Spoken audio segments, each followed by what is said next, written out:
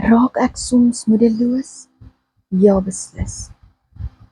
Veral wanneer my pyn baie hoog is en my energie baie laag is. Op 'n dag soos vandag, wanneer ek,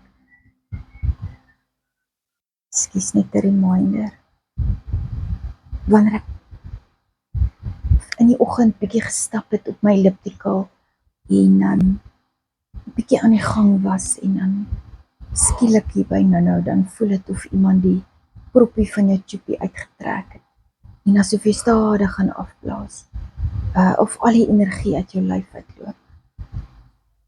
Maar eendag was ek regtig moedeloos en het ek gekerm, gemoun by die Here, sê ek kan nie meer nie, hierdie pyn vat jou partykeer na baie ongemaklike plekke.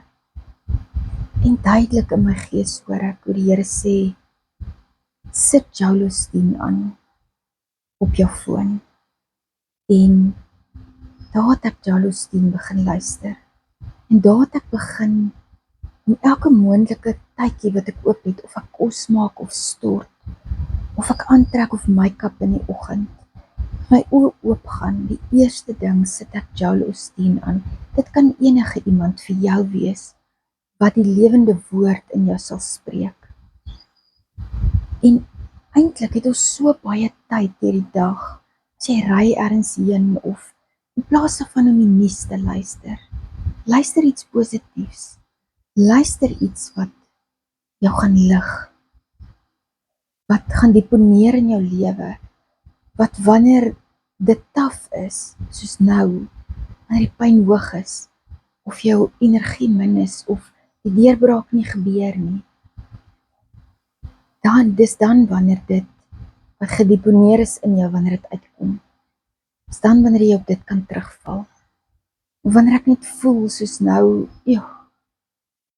pyn is hoog, energie is min, ek het eintlik nog so baie om te doen vir die dag, dan sit ek Jolostien aan, begin net luister na iets positiefs, vat net jou gedagtes weg, vat jou weg van daai dinge wat jou na die negatiewe plek toe kan vat, en binnekort vergeet jy van dit, en begin jy hoop hoor, begin jy verhale en staaltjies hoor van mense wat se omstandighede eintlik baie slegter as jou eie is.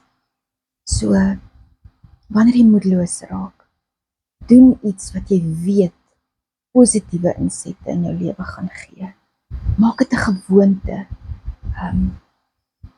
sodat wanneer jy onder druk is, dit jou kan dra.